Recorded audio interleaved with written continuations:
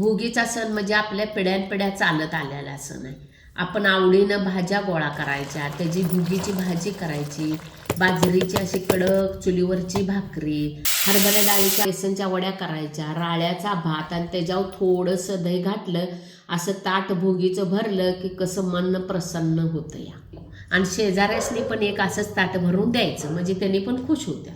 भोगीची भाजी करायला काय रानातनं भाज्या आणल्यात काय बाजारातनं. भोगीची भाजी करताना जरा आपल्याला किचकट वाटत्या, पण पहिल्या सगळ्या भाज्या निवडून ठेवला का नाही पट पट पट कराय होतं या. भाकरी वड्या कराय काही वेळ लागत नाही, पट पट पट होत जाते. पहिला सगळी तयारी करून घ्यायची.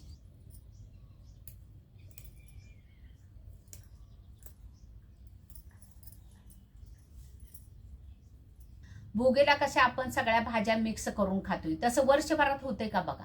एक 2-3 लयते असल्या घरात भाज्या की 1-2-3 भाज्या करून मिक्स करून खातोय आपण, तसं वर्षभरात होत नाही. म्हणून वर्षातनं भोगीचा सण एक वेळाच येतोय. सगळ्या भाज्या मिक्स तर खायला मिळतात का नाही भाजी केल्यानंतर नाही. आणि सगळ्या भाज्या पौष्टिक असते. आणि मेन म्हणजे ह्या जानेवारी महिन्यात का नाही भाज्या सगळ्या स्वस्त असतात. आता बाजारात जावा तुम्ही, सगळ्या भाज्या हो म्हणून आलेल्या असतात आणि स्वस्त पण असतात. त्यामुळं का नाही भरपूर भाज्या घरला घेऊन यायच्या आणि भरपूर मिक्स भाज्या करून खायच्या. सगळ्या भाज्या निवडून घेतल्यात. ही गोल भोपळा चिरून घेतलाय, जरा हरभर आहेत, गाजर, टॅमॅटो, ही कांद्याची पात, ही बोरं, हा देशी चुनूला वरणा आहे, ही घेवड्या शेंग आहे, वटाणं, लाल पापडी, थोडे शेंगदाणा आहेत, ही काळ्या कोरट्याची चटणी आणि ही वांग पाण्यात चिरून ठेवायचं म्हणजे काळे पडत नाही. ह्या पालेभाज्या सगळ्या निवडल्या त्या. ही चंदन बटवा, पालक, आंबट चुका आणि मेथी आहे.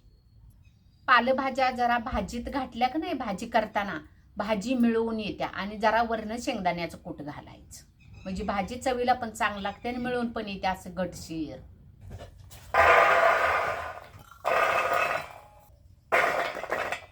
पापडी आणि घेवड्याची शेंग, बोरं बारीक चिरून ह्यातच मिक्स करायची. वांगी पाण्यात घालून घेतलेली आहे, पाण्यात ठेवली होती चिरून. आता ही ह्याच्यावर टाकायची. पालेभाज्या निवडायच्या आधी स्वच्छ धुवून मगच निवडल्यात. आता ही भाज्या सगळ्या मिक्स फोडणी टाकल्या की ही वरण टाकायचं नंतर. आता भाजीला फोडणी घालून घेऊया. फोडणीसाठी 1.5 पळी तेल टाकलंय, 1 चमचा मोहरी टाकूया, 1 चमचा जिरं, असा लसूण टाकायचा, कांद्याची पात. भोगीच्या भाजीला कांद्याऐवजी कांद्याची हिरवी पात टाकायची. तेलातच टॅमॅटो टाकायचा. आता थोडीशी हळद टाकायची. तेलात चांगलं भाजून घ्यायचं असं. हे आमचं लाल कोल्हापुरी तिखट 1-2 पळ्या टाकायच्या.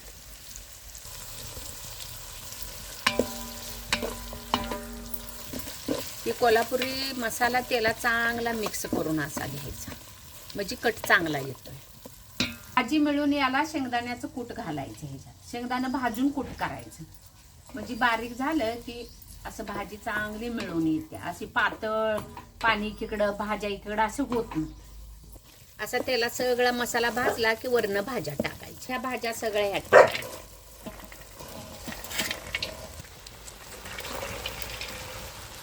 सगळं हे असं हलवून घ्यायचं, एक जीव होतो आणि सगळीकडे मसाला लागतो. पालेभाज्या ह्यात टाकूया. आता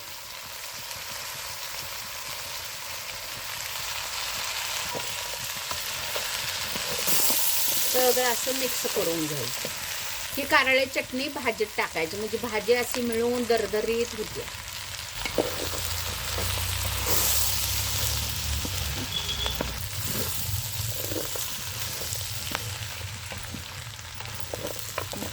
आता चवीनुसार मीठ टाकायचं. कारळे चटणी जरा घरातच केलती, त्याच्यात हळद, मीठ, चटणी, कारळे चांगलं भाजून घेऊन का नाही पाट्यावर बारीक वाटलेली होती. त्याला काळं कारळे पण म्हणतात आणि कोरटं पण म्हणतात. आम्ही जास्त कोरटच म्हणतो या.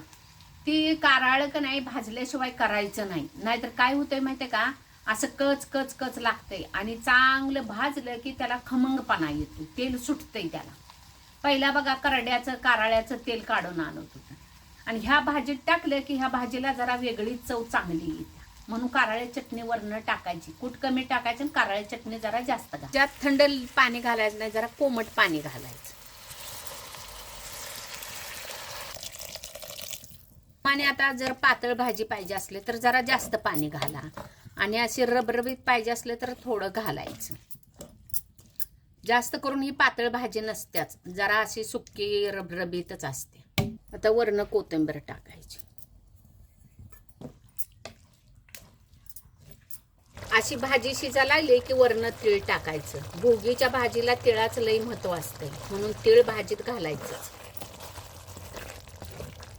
आपली भोगी संक्रांत तिळाशिवाय होतच नाही.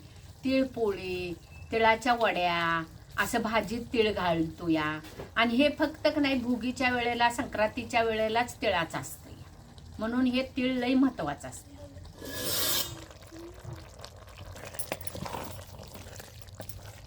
अजून शिजायला एक 5 मिनिटं वेळ आहे. वटाणे शिजल्यात, पर जरा गाजर बाकी शिजायला जरा वेळ लागतोय. आता झाकून ठेवायचे, 5 मिनिटात शिजते.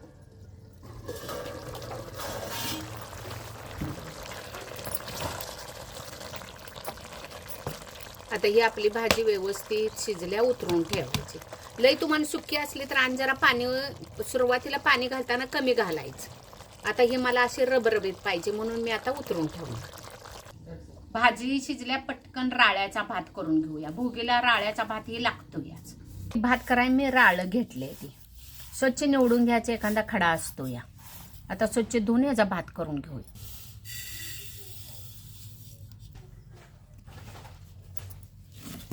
राळ्याचा भात शिजत घातलाय, मीठ टाकूया.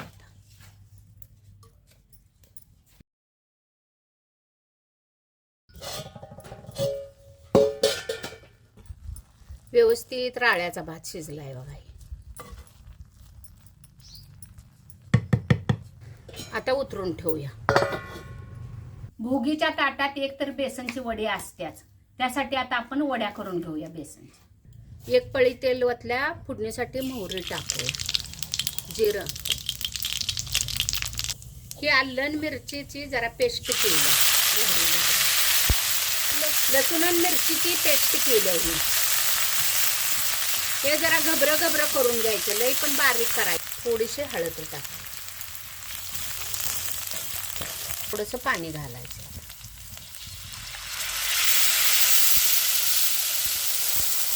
चवीनुसार मीठ टाकायचं, थोडीशी कोथिंबीर टाकायची. आता ह्या पाण्याला खळखळून उकळी येऊन द्यायची ना, मग ह्याच्यात बेसन वैरायचं. नाहीतर थंड पाण्यात वैरलं की सगळ्या गाठीच होत्या. बेसन थोडं थोडं घ्यायचं ना, ह्याच्यात वैरायचं, म्हणजे गाठी होत नाही.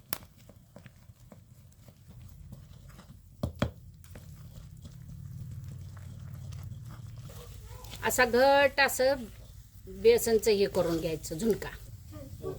बेसन पीठ थापायच्या आधी ताटाला जरा तेल लावून घ्यायचं, म्हणजे खाली चिकटत नाही. असं सगळं का नाही एका ठिकाणी बेसन गोळा व्हायला पाहिजे, मग समजायचं की आपलं बेसन व्यवस्थित शिजलंय. आता ताटात असाच गोळा काढायचा. हाताला पाणी लावायचं आणि गरम गरमच जरा थापून घ्यायचं.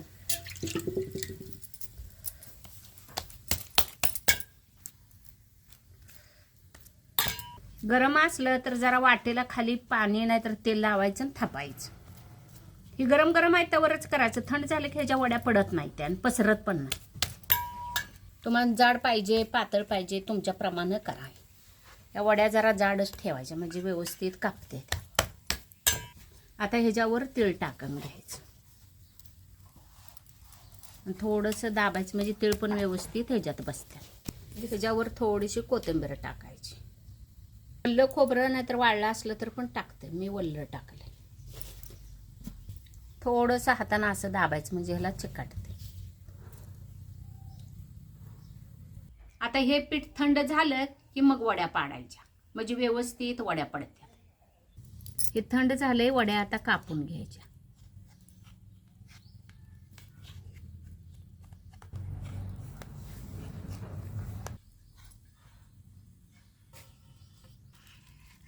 आता ह्या वड्या बघितल्या का किती व्यवस्थित निघाल्यात. असं व्यवस्थित केलं की वड्या पण व्यवस्थित पाडा येतात.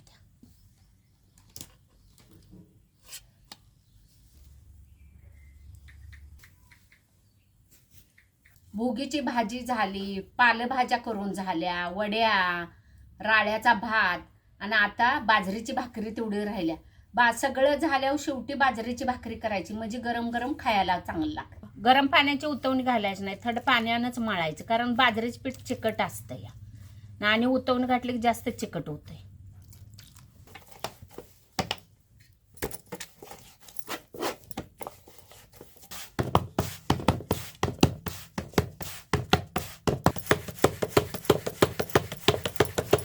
आता भाकरीवर थोडंसं तीळ टाकून घ्यायचं.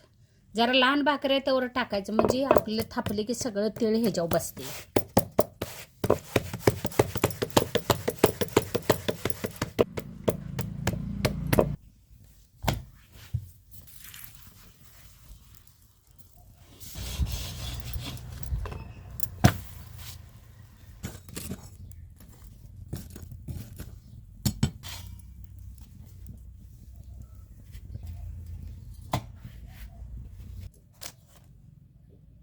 आता हे बघा, भोगीची भाजी, राळ्याचा भात, मेथीची भाजी, बाजरीची भाकरी आणि ही वड्या, असं भोगीचं पूर्ण ताट तयार झालं.